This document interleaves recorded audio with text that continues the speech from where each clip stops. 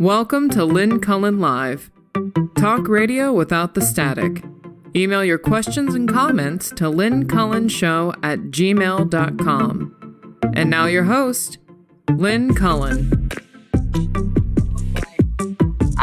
Disaster narrowly avoided. I almost began with the outro music, but I managed to abort in time. And now here I am, and God help us all. And it's the 19th of November, and it's a Tuesday, and that means my sister Suze should be joining us. Hello, Susan. Good morning, good morning, good morning. Good morning. You're still in, I can't imagine, you're still in waiting mode, huh? I am. Can I tell you that even though I've got nothing to do except wait, and at the moment that I'm called to go and be with my granddaughter, I am so anxious. I bet. Susan's awaiting her fourth grandchild, and well, this waiting is always hard. Anticipation. So waiting is about, knowing that I'm the person that they're going to call, and I have to go. So the thing is that it makes me anxious about doing anything, right, ever, until this happens. So then I start feeling sick. I realize, no, you're not sick. You're just anxious. So, well, it's bound to be over soon. It is. It's bound to be over no later than the 21st. Which is what, so just 3 days away. Yeah, so that's 3 days away. Yeah, that's 3 days away. This little guy is going to make his way into the world, whether he has to be pulled into it or he chooses to come. That's absolutely correct. That's exactly how it's going to work. And Hoopty's already showing a great deal of foresight in being reluctant. Right. He's going, nah, I'm good. No, I think I'll stay here. I'm just fine. Everything's fine here. So anyway, whoa. So yeah. So yes, it's exciting around here. It definitely is. Well, I was thinking, this thing that I suffer from a lot, anticipatory anxiety, is what you're suffering with. And what we're all suffering with, whether we're choosing to or not. I mean, whether we've tuned out or whatever, but just waiting for whatever is going to happen when you have it's such a waste of energy and time. Anticipatory anxiety. It's nuts. Yeah. Well, it's tough. Easy, but anyway, it's, and then I think, Susan, would you, what? Just relax. What are you worried about? And it has nothing to do with that, It's just weird. Yeah. Anyway, so because I'm in Chicago and things happen around my house, I'm actually going to put you on hold for a second because there's someone that's about to be at my door. Okay, that's okay. Go ahead. This is odd. Sorry, guys. It's going to be an odd show, I think. I'm also seeing a warning here on my screen that I'm not, whatever, YouTube is saying that they might not be able to maintain smooth streaming. I'm just telling you, there's not enough something or other they're getting. Everybody complains, even YouTube. I don't know. And then I'm also somewhat distracted because to my right, as I look out my window, there are two gentlemen who are putting my fish to bed for the winter, closing up this little pond I have, and it's something that always makes me very sad. I fed the fish this morning and I thought, guys, I'm not going to feed you again until, God knows, late March, early April. And it's amazing to me how they're just fine. 4-5 months just hibernating and no food. and it's just astonishing to me. Nature, really amazing. So they're about to be put to bed, whether they want to or not. Okay, I have to tell you, I had the strangest interaction with my brother this morning. He is in Scotland, where he has an ongoing relationship with St. Andrews University in St. Andrews, Scotland, and so he teaches there on occasion, and he has been there for I think a number of weeks, and I got a an email from him when I awoke, and he was telling me that the strangest thing had happened. One of those, it's such a small world kind of an interaction.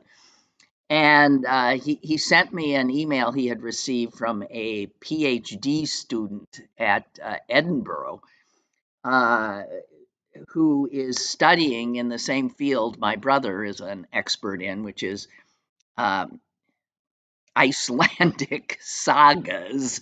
Don't ask. And this this young PhD student was saying, "I am so sorry to my brother that I missed your whatever.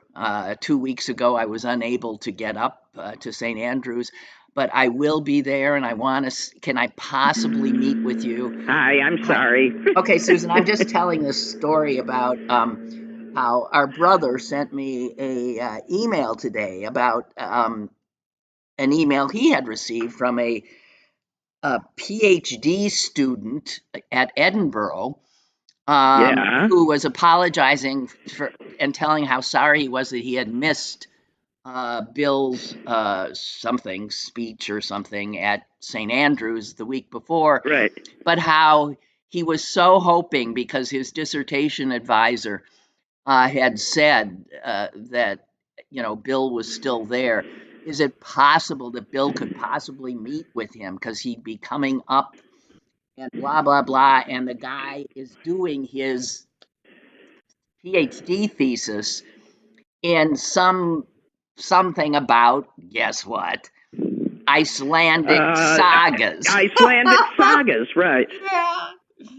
And he was saying, "Is there any way you could possibly meet with me?" Blah blah blah blah blah. I'd be so grateful. And then Bill had to write back and say, "I'm sorry. I'm going to be, I'll be gone. I'm going to London, and then I'm heading home." Um, and but he said, if you're ever in the United States, you can certainly come see me in Ann Arbor. And the guy writes back, "Well, I actually am from the United States. I'm from Pittsburgh." And and Bill says, "Oh, this is too funny." Bill, which he had to apologize to me for wording it thusly, wrote back. I'm going to get his thing. Wrote back. My sister used to be a kind of Pittsburgh minor celebrity. Right.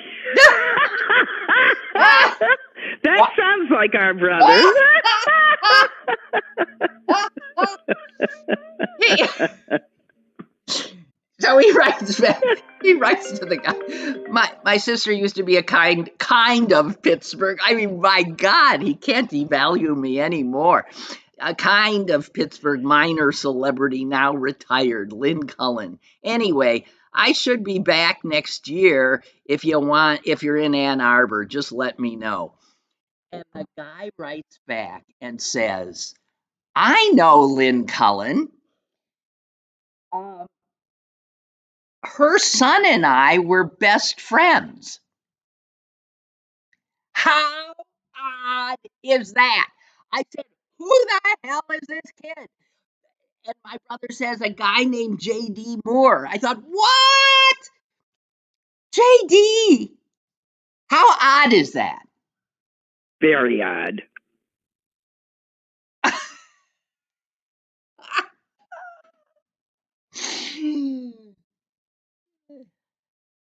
I hope Well, JD took issue with our brother's characterization of me as a somewhat kind of sort of minor Pittsburgh celebrity back in the day. But yeah, unbelievable. And I can't wait to tell my son. I cannot wait to tell him. This is so bizarre. Isn't well, it it? is. I wish Bill could have met with the guy. Yeah. But I think now maybe they'll make an effort. I mean, in these days, you can do a FaceTime. You can. Yeah, I don't know why they have to be in the same room. Right, But exactly. But whoa, how? especially a FaceTime with Bill is probably preferable to being in the same room. Oh my God. So anyway, It's a small world, all right. My husband used to run into people that it's odd. that knew you and me. Yeah, it's odd. It's just odd. We keep bumping into to people. I don't know. Small world. Okay, so there's all that. Suze, I managed to do a show yesterday where I swear I didn't talk about anything of any import because. Well, I am on a media blackout. Yeah. I have not watched news or done anything more than glimpse at headlines and then scurry away. Exactly right. There's nothing I can do about this, and I'm going to spare myself the daily horror. That's it. Well, I was like looking at the headlines. Like I'm just looking above the fold in the New York Times today. Chop first and fix later. How Musk tames costs. Do I want to read that? No. You know why? But something surprise, will surprise. happen. So I'm not waiting. I'm not, again, anticipatory anxiety. Shit will happen. Well, not only that, but Musk and Trump are already irritating the crap out of each other. And if Musk is irritating the crap out of Trump, he ain't going to be there long. No, there's no way those two. It's not hard to imagine that two total narcissistic egomaniacs ain't going to get along. Musk thinks he's president. Yeah. Oh God, that these Trump ain't going to like that. These two men with such power and both with like clearly arrested development, emotionally. I know. It's like two 8-year-olds, 8-year-old boys running the country. Exactly. I don't know why I was thinking about Freud and penis envy yesterday, but I was. Yeah. And I was thinking, gee, I understand where he is in the culture, he comes up with penis envy. But unless what he means is women are outraged and wants what men don't allow us to have, and they're calling that penis envy, he's missing the point. Yeah. Exactly. At a certain point, we're in a phase where I would suggest that about 75% of womankind is in penis disdain. Well, but that's, yeah. But Sue, that's no good either. No, you can see what that has you see what that has fueled, and we've got to. I do see what that has fueled. We got to bring the guys back in. There can't be this. Well, then gender they need war to stop. They need to, okay, so here's what happens when you look at the news. When the president nominates only men that have been guilty of sexual assault and misbehavior. That does seem to be one of the criteria. It does seem to be one of the criteria. Oh, my God. So, anyway, I'm just penis envy. Ugh. Yeah. No, women just want what men decided millennia ago only they could have. And at this point, no. Hey, by the way, Brooke writes that it's not that you're suffering from anticipatory anxiety. You're suffering from anticipation. That probably is more correct, right? Just anticipation. Well, it's making me anxious. Yeah, but it's the adjectival form, anticipatory anxiety. Oh, which leads me to the next one. Okay, of people saying things that are not words. People no longer say, I am in agreement. Wait, let me guess. Wait. They do not say, I am in agreement. They say, let me think. Am I going to know this? I see if you can come up with it. I'm Just trying. know it's wrong. No. What do I they am in agreement. What? No. I have heard two different people in two different situations on the television say, yes, I am in agreement with that. I go, no, you're not. What? What? I mean, come on. No, now we're just making it up. And it ain't cute.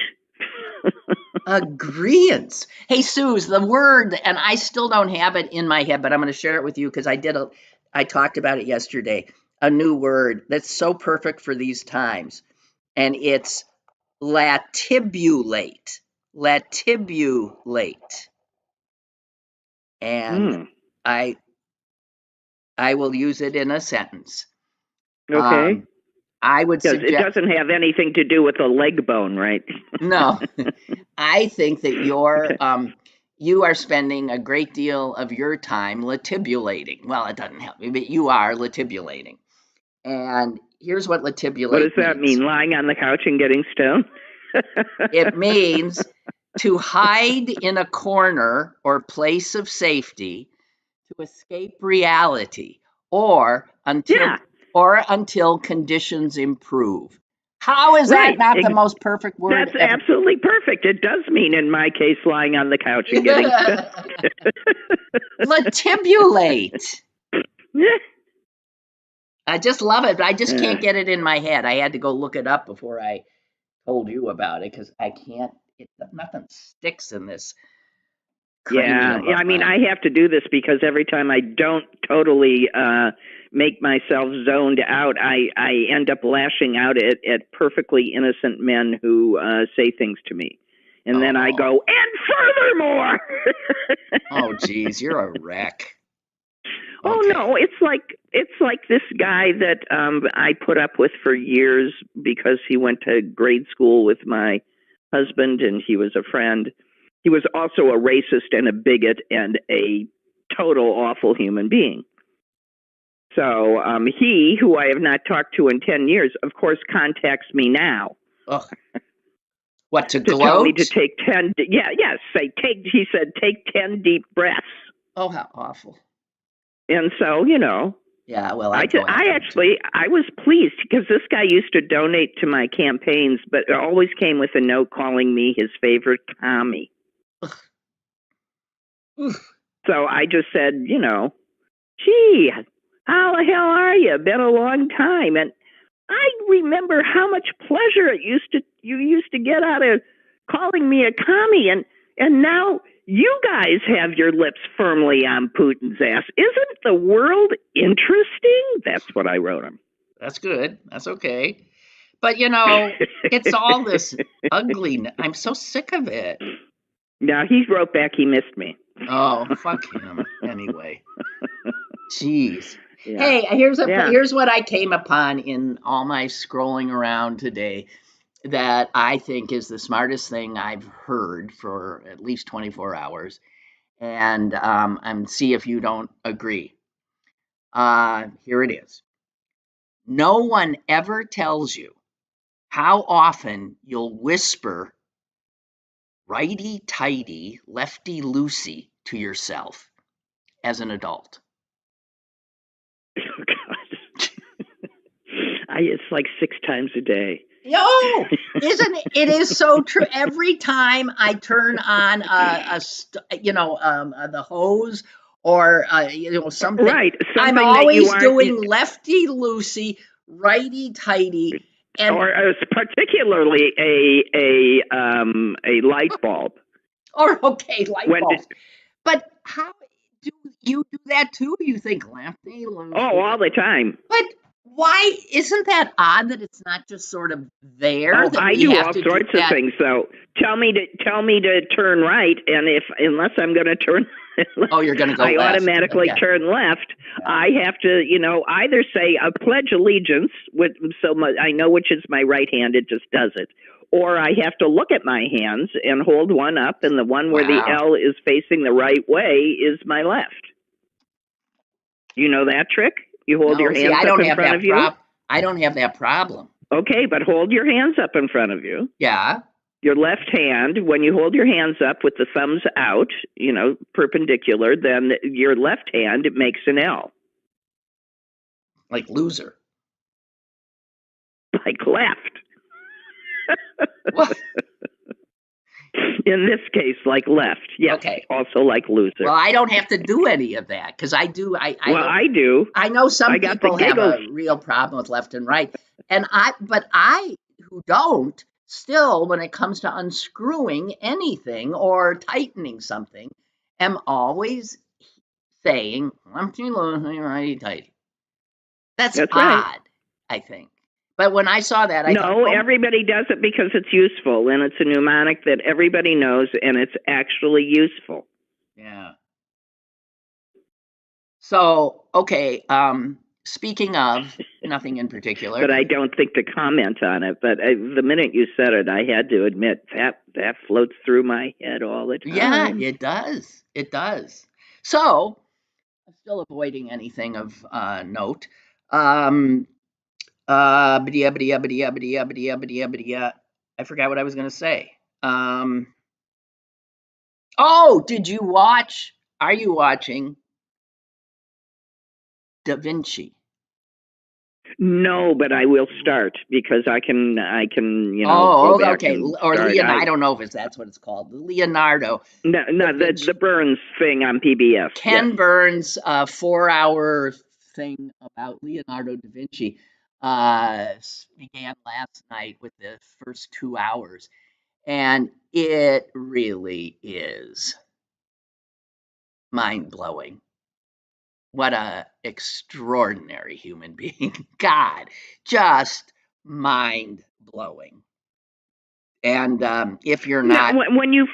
All these guys, you can't figure out how it's possible. Like Da Vinci, for sure, because he was just, they probably have some sort of neurodivergent name for him in this century, but he was simply a genius. There was nothing that he didn't make, invent, understand intuitively, and write down in one way or another. It's just amazing. They show his notebook. He kept so many notes. He wrote everything down. Yes, but when they were showing down, they have they recreate that. You see, supposedly his handwriting in his journals. And he's writing, it's indecipherable looking. And I'm thinking, what the hell? And he's writing as if he's writing Hebrew. He's writing right to left, back to left and right. He's not, we write, stop and think, left to right when you're writing English. Yeah. Hebrew, it's the European languages are all that way. Yeah, and there is Hebrew and Arabic are the other way. And they're showing his writing going the other way. And I'm thinking, what the hell? And it was he left-handed and just writing on the page? That is correct. That way? And into it, they explain that he wrote that way because he's left-handed and he didn't want to smear the ink. And so all of his writing, I mean, I can't imagine how difficult that is for people, trying to read it, but you've got to read it the wrong way. It's not difficult. You just read it right to left instead of left to right. I would think that would be... Anyway, so that was just one good exercise for one's brain. Yeah. So there was that, which just blew me away. Well, those guys all amaze me. It's like when you think that Michelangelo was 21 when he sculpted the Pieta. Yeah, I know. How is that even possible? Well, I don't know. I mean, putting them up against us is just... I mean, they're just frigging geniuses beyond belief. And the other thing that, With, may I point out, nothing to distract them from their own brains. well, that's true. I mean, and in that regard, they were left, yes, they didn't have television. They didn't have all those things. Screens. They didn't have all that stuff to distract our net out there on you. Am I cut? I hear you, but I don't. Okay, I'm cutting out a little bit. I was warned by the thing that our whatever is unstable, and I know it just cut out because it said reconnecting. So anyway, guys, I'm assuming you're all still there, but whatever. But Da Vinci, We were just musing on genius. Okay, but he learned from nature, and he felt that as much as we can approximate the natural world, we will get closer and closer to perfection. He felt the natural world was as close to perfect as a thing could be. And so he looked to nature and studied it incredibly carefully, and noted every aspect of it, and his hungry head just and the thing he wanted to do more than anything was to fly. To fly, because he saw flight as true freedom. I don't know. Anyway, it's something. It really is. So I recommend. Okay, well, good. I recommend it highly. So while instead of latibulating, you could feed your head with. I could. Yeah. I could feed my head. Yeah. I did go to. It must have been sometime in the last 10 years, because I was with grandchildren. The Museum of Science and Industry had a Da Vinci exhibit and it was just fascinating, and probably a lot of stuff that Ken Burns was talking about. Well, I mean, just the machinery. A lot of the machinery. He invented and sketched so many outrageous machines that just for him were, I mean, and in incredible detail. And Burns makes clear that even Da Vinci would have known that a lot of these things he was sketching really couldn't have worked. But he just delighted in. They were doodles. Well, but such doodles, doodles. They said that no one had ever figured out how to make, put on paper 3-dimensional objects so absolutely perfectly. And anyway, they also go into some of the art, and you end up with an appreciation of the art that you wouldn't have had, You realize when I go to a art exhibit or something, or a museum, and I'm staring at what I know is like a amazing portrait or picture, and I really can't tell why or what. I mean, you have to know, the more you know, the more pleasure then you take, right? Right. And so my ignorance about the art world cramps my ability to enjoy great art, I think. Okay, enough of that. I found out something that I didn't know, but I bet you did, Susan, that retailers, especially at this time of the year when they're trying to get people to spend more and more and more and more and get,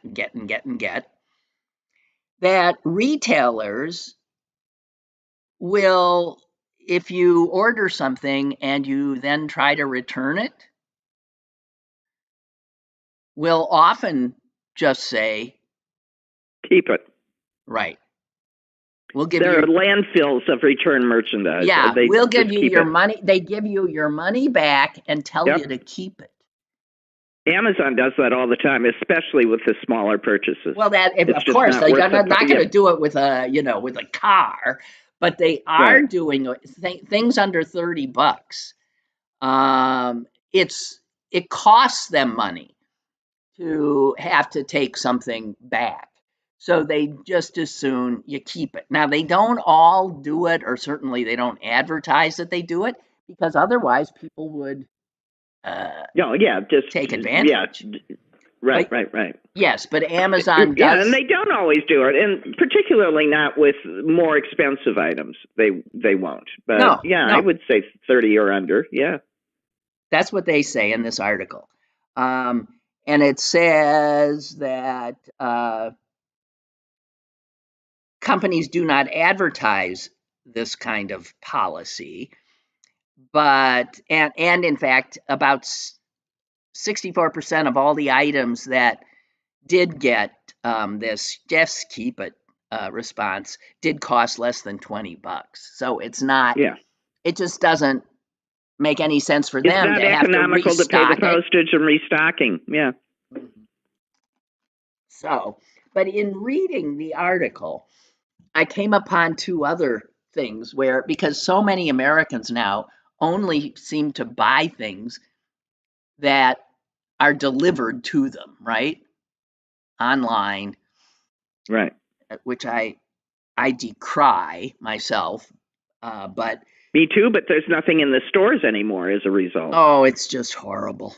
It's just horrible how we fall for this shit. Anyway, Yeah, there's nothing in the stores. Yeah.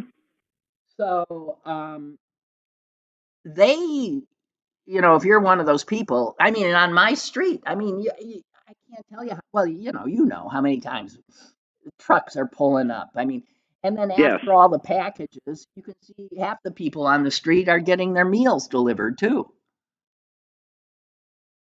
Yeah.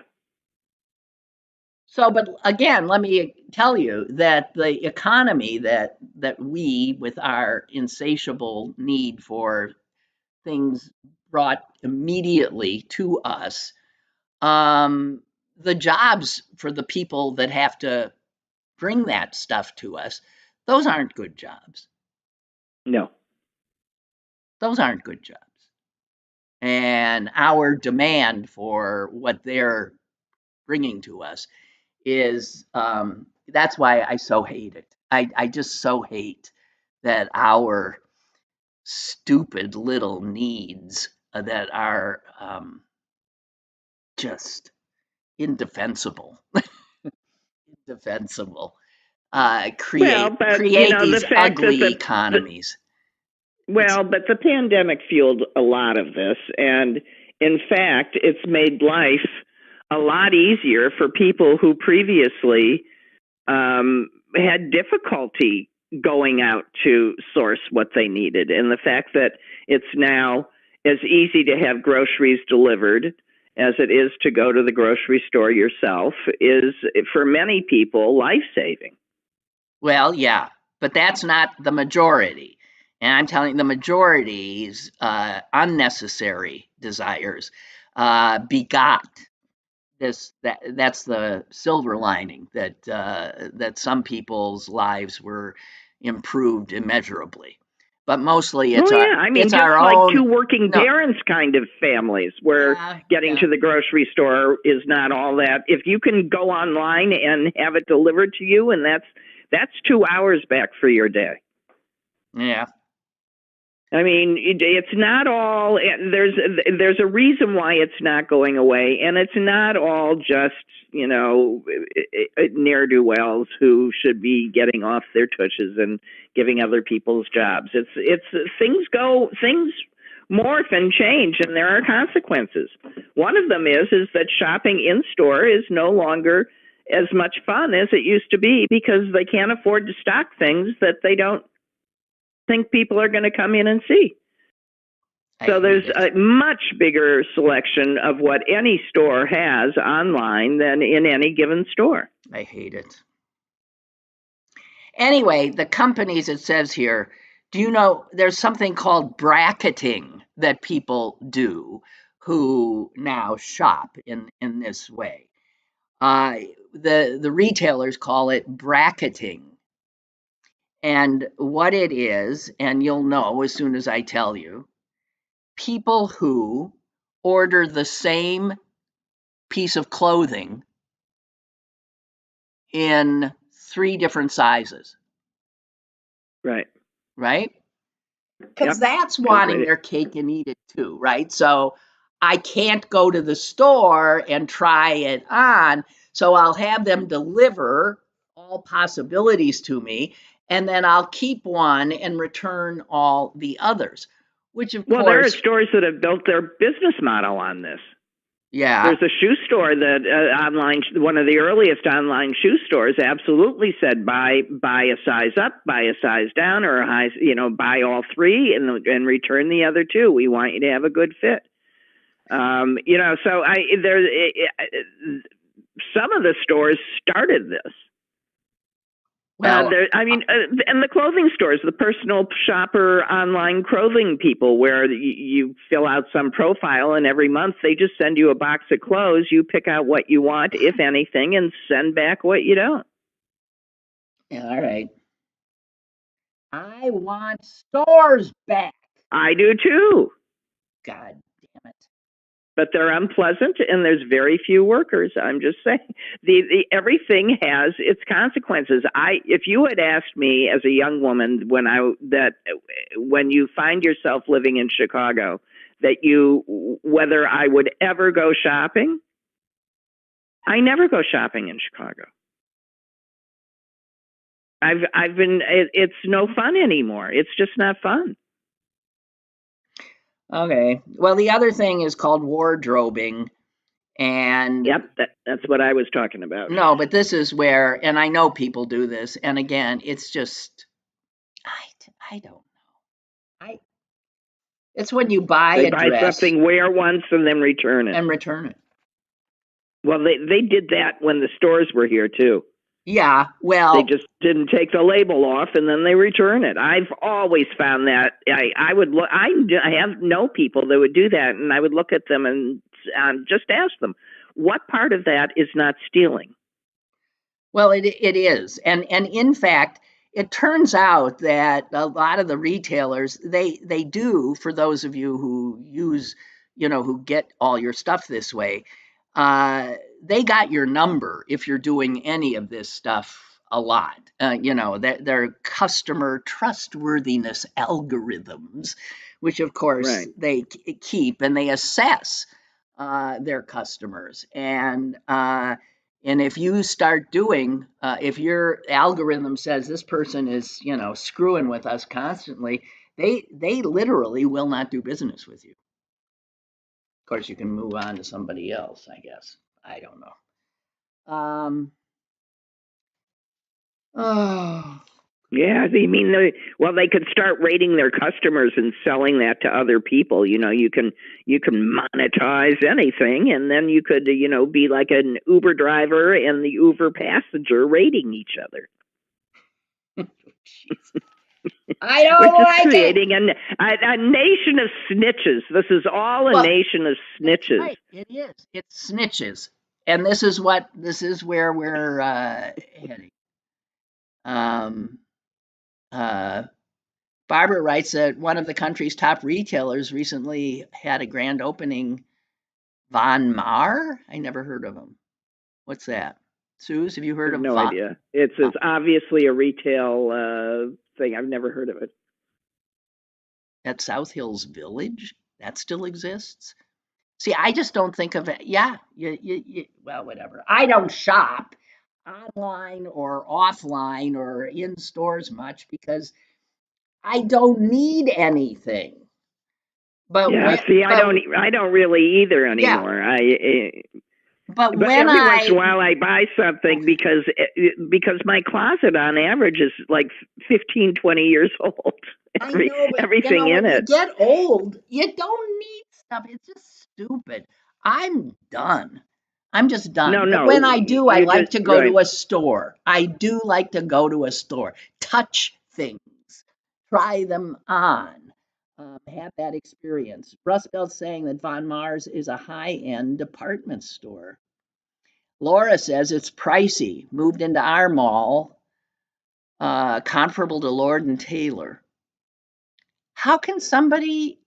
I thought that was a Well, dinosaur. it might come in waves, because people feel the way we do and still want to shop. Now that they've bankrupted everything, new people come in and pick it up. I mean, I think Neiman Marcus and Saks are, They're still going. I don't know how long they can survive. Oh, okay. Oh, God. Okay. Anyway, I don't care anymore. That's the problem. I'm with you.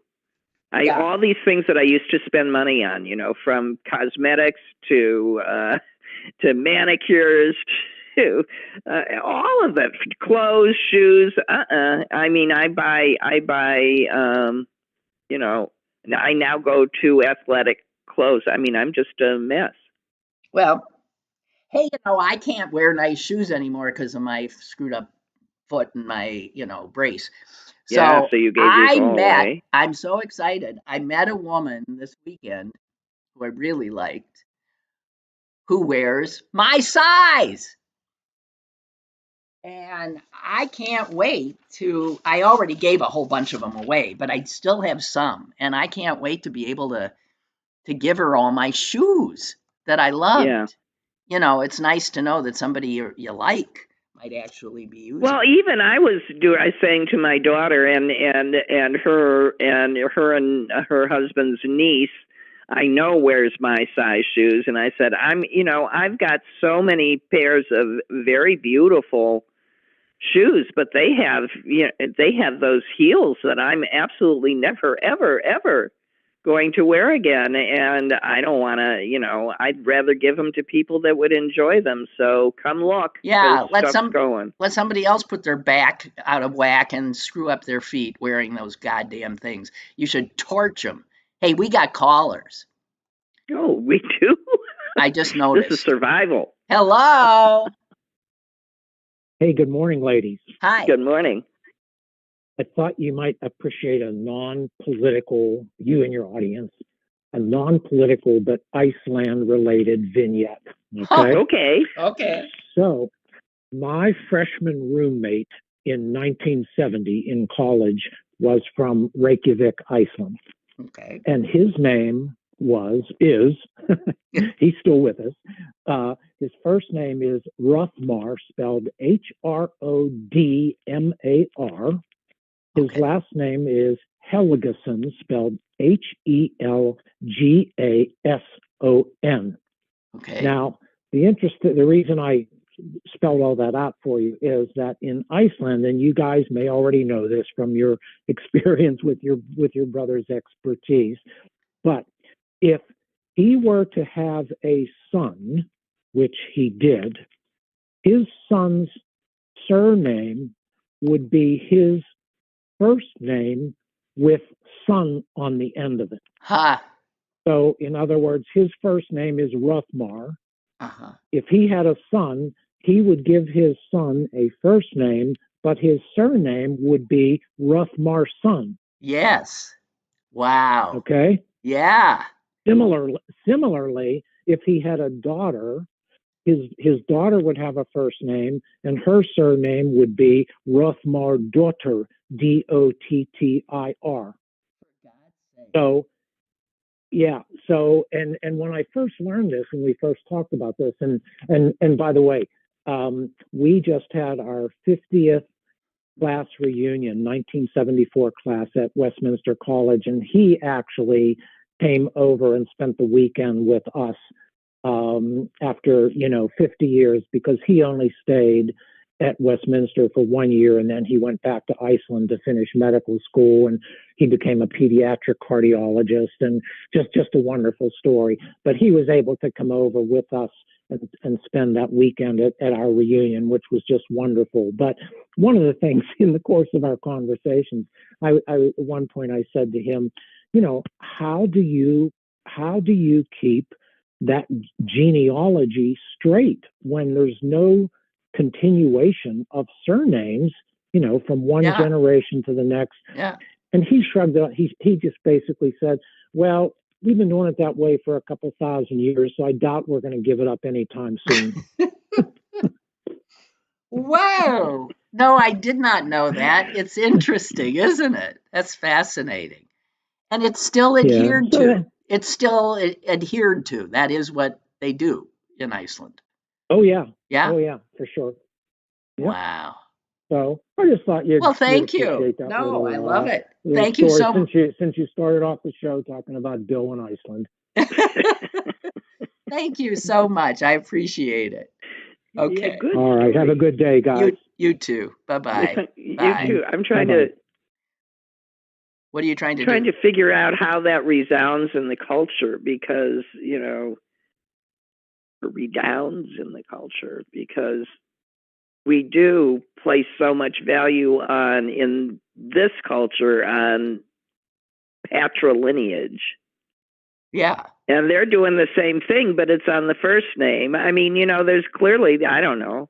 I don't understand it. I don't know what it would do, but I'm sure it does have an impact in some ways. Here's another caller. Hello. Hello. Hello. Clarence, Canonsburg. Hi, Clarence. Hello. Long time no see. Yeah. I was calling because of you know, the shopping and all that stuff, and I still go to stores. I still go in the bank. You know. Oh my God! You remember, go in the bank? Years ago, I was in the PNC in Canonsburg, and I'm standing in line. Woman walks up to me, Clarence, what did you got? You just got a deposit? Yeah, I can show you how to use the machine. I'm like, I know how to use the machine, but if I use the machine, you don't need. They don't need you. Something coming in here. Aww. 2 years later, it was shut down. They closed that branch of the bank. There's no PNC. There's still a machine on the building. But you know what? But you're bringing up something that I don't understand because I'm seeing banks opening up, little banks left, right, and center all over town where there maybe used to be a retail store. Now it's a bank. Yeah, they got little mini banks. What are all these little banks? And I'm thinking, what is that about? There's nobody goes to the bank. Why are they still putting up so many brick and mortar banks? Loans, things like loans and financial advice and all that stuff. Yeah, you still have to go in there for that. Oh, I guess. You know. I don't know. Doesn't make sense. Yeah, I think that's when I go to the bank, I like walk in there. You know me, I'm a joker, so a couple people know who I am. But yeah, but most people, you'll see people sitting in the small offices, like opening accounts or doing more complex banking. Yeah, and also, I mean, you're just being totally unaware of the number of people in this country that do not actually have their own bank accounts, or do not, because of who they are, for some reason or another, if they go into a bank to get a check cashed, will have it checked and double checked and triple checked, and it's the only way that they can get that check cashed. They've got no place to just deposit. I don't think banks cash those checks. That's what those god-awful usurious. Yes, they do, because I have gotten phone calls to verify that I have written that check. Yes, they do. And so there's a whole segment of the culture that needs the brick and mortar building. I think it's actually sort of nice that banks are keeping them open, because there's a large swath of the population that just exists on a financial and economic level that we don't think about. No, I think about them, but I thought they had to go to those awful check cashing places. Yes. Yeah. That take up, pound of flesh. Because then why are if those? It's a legitimate check. They can take it to if they have a branch of the bank that it's drawn on, they can take it in there and the bank will verify it. Okay. Okay, now to the shopping. Shopping. Yes. That new place to open in Southfields. I forgot the name of it. Von Mar. Yeah, and I never heard of it either, but I saw a link to it. I'm like, what the heck is that? And so I go, a high-end retailer, which is exciting to me. Southfields Village is in Upper St. Clair, Mount Lebanon, Peters Township. But they still get business. But like, what is exciting to me is the Goodwill I go to is like right on the border. Your shopping's going up. Yeah, right on the borders of Peters and Upper St. Clair. So in a year, I'll be walking around with that stuff that I got. More designer suits, Clarence. Yeah, for $8.99. It's just real quick, the left and right, because I can't tell my left from my right either. My friend, we used to before GPS. Being a friend of mine, used to, do caricature draws together. We'd get directions, and he'd read the directions as I was driving. And he learned to put his finger in front of my face. Right, so, okay, and point. It points to the left, so I knew where I was going. Because he used to say, "No, your other left." Right. Well, no, I get that a lot. No, your other left. And even when I'm listening to Google and it says turn left, and I know what direction that is, I still want to turn right. Yeah, my GPS. I still have a Garmin, like with the old-fashioned one. It's got a pretty big screen. It's on my dash, and they have an arrow. a little road comes up on the screen, and I have to look at it. Okay, I got to follow that arrow right there. But here's my justification for not knowing your left from your right. We're extremely empathetic, so we're looking at the mirror image of our left, the other person's left, what would be their left. So is that true? I don't know, but it makes it sound better. Well, that's right. Clarence. That's absolutely worthy of me. I claim that. That is such bullshit. Yeah. But that's why there's stage left. It reminds me when we were talking about Da Vinci. I just want to say, Lynn, that in the day, if you were Da Vinci's sister, you would have called it all bullshit. I want to watch that too, because when you were talking about, because I spend a lot of time alone, a lot of time in silence, just thinking of stuff. And some of my stuff, I think I probably told you a phone call way back. I call it bathtub philosophies. I'll be just sitting in silence, and something will pop into my head. And I remember, because I couldn't remember the word at the time, it was passion is the first step to zealotry. That's what I was going for that one time. Okay. And in that whole, I wouldn't have to look down my nose at you if you didn't stoop so low. These all came in bathtubs. What was the other one? Don't let the obsession with your oppression stop your progression. They're all bathtub philosophies, sitting in silence and just thinking. Are you literally? I don't drive. Wait, I want to know, are you in the bathtub when you're having these thoughts?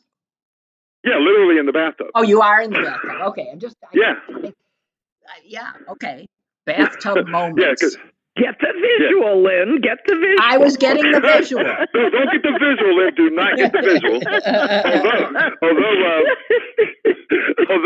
Although my one sister, who you're probably familiar with, Sue, since we're on. Yes. The one I outed on Facebook. Yes.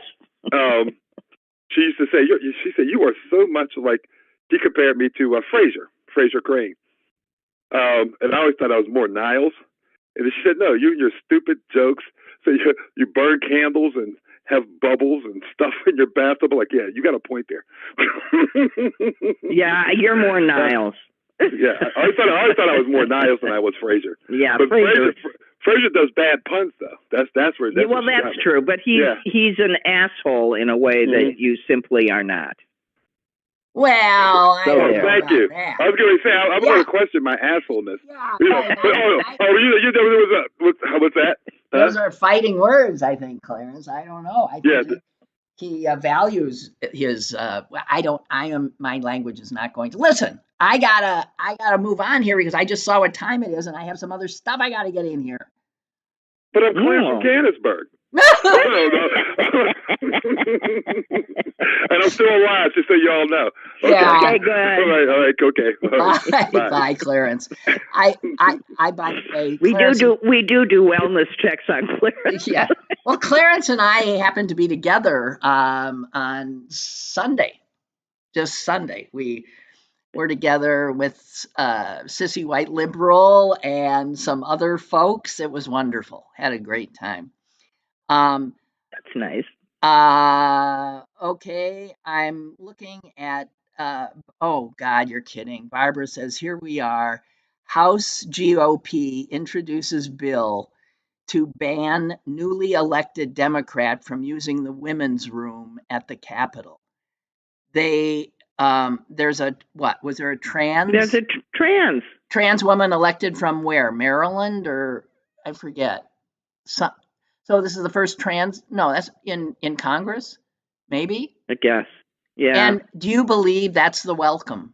House GOP introduces bill to ban this woman from using the women's room.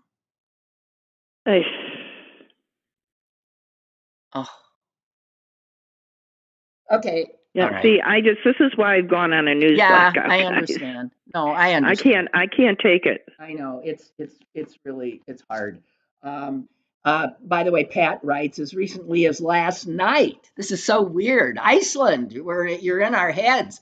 As recently as last night, Pat says, I heard that Icelanders are listed by first name in the phone book. Huh. Boy, I'd be in deep doo-doo in Iceland. A lot of Susans to go through. Yeah. Okay, so here I came upon this that might be helpful given our anticipatory anxiety concerns, and it's written by a psychologist who says this, that humans may be the only species that can imagine an unknown future, but that doesn't mean we're any good at it. And he goes on to say, in fact, humans are routinely wrong about any effort to imagine what the future holds. Talks about some study where a psychologist evaluated decades and decades of predictions about economic trends and political trends, and the guy who was doing the study found that the average expert was roughly as accurate as a dart-throwing chimpanzee. So even the people we call experts aren't any good at it. No. So the future's the future. Right. So this is why, this person is writing this to say, political defeat is an example of what psychologists call ambiguous loss. And it goes on to say, we may be mourning the death of our hopes, our dreams, but it's temporary. Pain and sorrow are never permanent. They evolve over time, and ideally, they help us make sense, find meaning, and fuel change. Here's a really good line.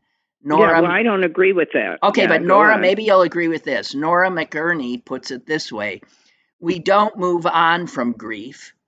We move forward with it.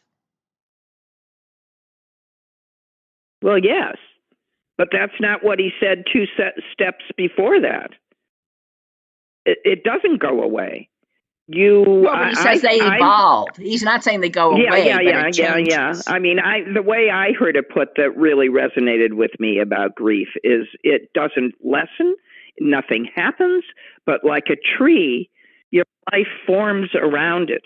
It becomes a core of you, but your life forms around it. But it is the intensity of the pain and the loss is as clear, when you look at it, day 5,000 as it was on day one.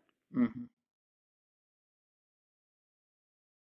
Well, this psychologist ends with, in the worst of times, embracing uncertainty is liberating. It reminds us how quickly our fortunes can change. So, I mean, I was thinking of how many times I wrote the obituary of the Democratic Party or the obituary of the Republican Party, and then 2 years, 4 years later, everything they're back. Upside down. I agree, but I think that talking about politics in the same way as you talk, that kind of loss on the par with the other kind of loss. And this year it was different because it wasn't just another election, and there's going to be some real consequences that hopefully aren't as dire as I think they're going to be, but might be. So yes, it's certainly uncertainty, but you can't look forward and just simply disregard the facts of the situation. No. And I did see something so unsettling today. And I've been wanting to just, but Trump has acknowledged that he intends to declare, as is his right as a president, on day one of his presidency, a national emergency so that he can start mass deportation. I know. That is the nightmare that people were hoping maybe wasn't going to happen. If he, in fact, takes the oath and then goes immediately and declares a national emergency, there's the dictator on day one, because it allows him. And so here we are sitting in Nazi Germany. What are we going to do? Well, we're going to help the people that he's going after. And that is job one. Job one is to be there for the people he's hunting and targeting. That's right.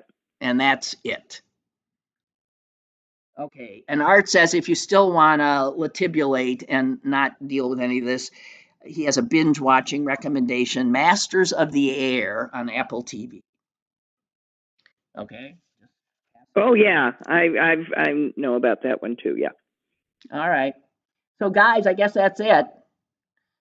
Susan? Okay. Back to your anticipatory anxiety. Back to my fingernail drumming, yes. Yeah, okay. Can't wait to hear. Okay. And my daughter had a birthday yesterday, so. Oh, for heaven's sakes, did she? So this baby's they're gonna have similar birthdays. Oh, how nice. Very close, very close. I was sort of hoping they'd come on the same day, but I bet. Anyway, if not the day before. Okay, here we go. Bye, Sue. I'll be in touch. Okay, bye. Thank you.